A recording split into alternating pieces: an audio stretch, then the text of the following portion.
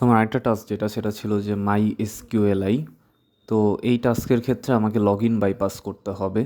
তো log in bypass করার জন্য আমি 2টা পাস ট্রু করার চেষ্টা করতেছিলাম।